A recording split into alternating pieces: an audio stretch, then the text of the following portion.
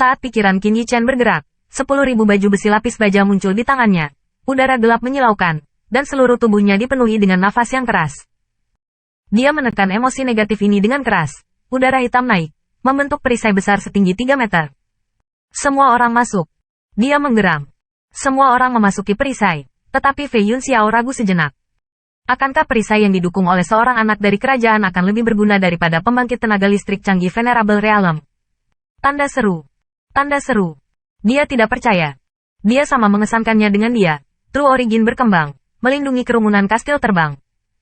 Rintik hujan hitam turun, dan wajah Fei Yunxiao tiba-tiba berubah warna, berteriak, tidak bagus.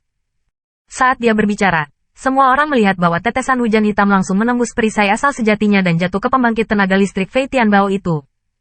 Tiba-tiba, tangisan tragis keluar. Membantu, selamatkan aku tidak ingin mati. Apa? Petik 2. Dalam 1 menit, semua pembangkit tenaga Fei Tianbao, termasuk Fei Yunxiao, jatuh ke rawa, dan kerangka tidak ada. Dalam adegan ini, semua orang yang menonton gemetar, tetapi juga melihat dengan ngeri perisai hitam tempat mereka berada. Perisai hitam bukanlah asal sejati Qin Yichen, tetapi udara gelap yang membungkus lengannya. Terlihat sangat tipis dan sepertinya langsung pecah. Hujan menghantam perisai hitam Qin Yichen, yang tidak terduga. Perisai hitam yang sepertinya hancur dalam sekejap tidak terkorosi. Ini segera membuat semua orang rileks. Di bawah selubung perisai, seluruh kelompok dengan cepat bergegas, dan akhirnya meninggalkan area rawa sebelum seluruh rawa pecah. Bahkan jika mereka melarikan diri, kerumunan itu mundur beberapa ratus li sebelum mereka berhenti. Melihat rawa yang gelap, semua orang kulit kepala. Jika bukan karena pengingat awal Qin Yichen, diperkirakan semua orang sudah pada saat ini. Pada saat ini, bahkan pembangkit tenaga listrik yang diteriakkan oleh Fei Yun berterima kasih kepada Qin Yichen. Qin Yichen bisa saja mengabaikan mereka, tapi tetap mengeluarkannya. Qin Yichen tidak memperhatikan mereka. Setelah bertanya tentang Feng Shuexue dan Chen Hui, tidak sama sekali. Dia mengalihkan pandangannya ke rawa lagi. Hujan hitam itu, Qin Yichen mengerutkan kening. Ketika lahan basah meletus, dia memperhatikan bahwa bau sinar hitam memiliki rasa yang homogen dengan gas hitam di 10.000 armor miliknya. Tidak. Mengapa ada energi seperti itu di sini? Dia merasa aneh. Melihat rawa yang gelap, lampu pompanya berkedip-kedip. Apa yang tersembunyi di dalam tanah? Daerah ini terlalu aneh. Jelas itu rawa, tapi bunga jiwa telah tumbuh. Sekarang sudah bagus, tapi masih hitam. Mo Senior Brother, apakah kamu tahu lereng naga rawa dan penjara ini? Qin Yichen meminta Mo Yanfeng di sekelilingnya. Tidak terlalu jelas, Mo Yanfeng menggelengkan kepalanya. Masyarakat di kawasan ini menganggap rawa ini sebagai kawasan terlarang, dan sama sekali tidak ada yang memasukinya. Jika bukan karena fenomena alam ini, itu akan menjadi tempat di mana tidak ada yang peduli. Putra suci Qin, Mu Enxiong sedikit ragu, lalu berkata, saya telah melihat beberapa catatan tentang rawa ini di sebuah buku kuno. Dulu di daerah ini tidak ada rawa. Ini adalah pegunungan penjara naga. Awalnya, itu adalah tempat yang penuh dengan spiritual qi. Banyak kekuatan ditempatkan di sini, tetapi entah bagaimana, tanah berubah dan rawa terbentuk. Banyak orang mati tanpa hasil, dan pasukan itu juga terpaksa pindah dari tempat ini. Oleh karena itu telah menjadi rawa saat ini dan lereng penjara naga, pegunungan penjara naga. Ini awalnya pegunungan? Qin Yichen menatapnya tertegun. Apa yang terjadi, sehingga banyak area spiritual qi menjadi seperti sekarang ini? Tanda seru. Tanda seru. Apakah itu? Tiba-tiba, dia sepertinya memikirkan sesuatu, dan hatinya bergetar.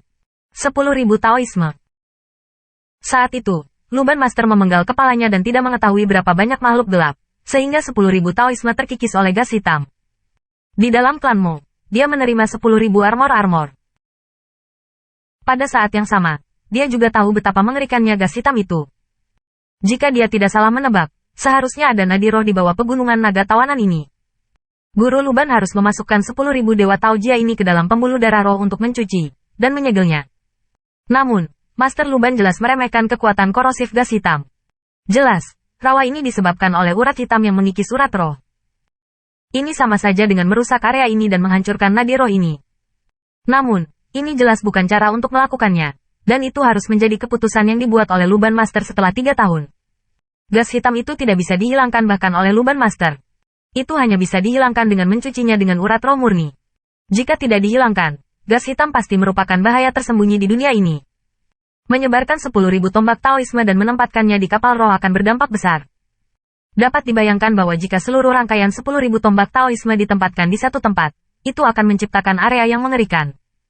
Setelah memikirkan hal ini, Qin Yichen merasa bahwa pendekatan Guru Luban tidak diragukan lagi adalah yang paling benar. Kalau tidak, dia tidak tahu hal mengerikan apa yang akan terjadi, dan bahkan, itu mungkin menghasilkan makhluk gelap. Dia tidak akan pernah melupakan pemandangan yang dilihatnya di Mo Hu.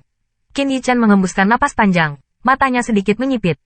Sepertinya aku harus masuk sekali, meskipun dia tidak 100% yakin. Jika mungkin ada bagian dari 10.000 dewa di dalamnya, betapapun berbahayanya, dia tetap harus masuk. Dia tidak ingin kehilangan kontak dengan 10.000 Taoisme.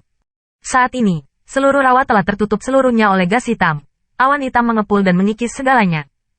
Mendekati kisaran 100 li di sekitar rawa, semuanya berubah menjadi rawa hitam. Cahaya ilahi di mata Qin Yichen bersinar, memandang ke arah lereng tahanan.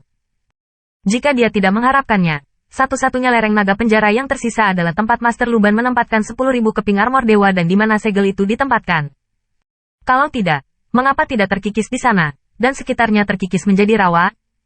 Junior Brother Qin, bukankah begitu, dan tidak ingin menyerahkan apa yang disebut harta aneh?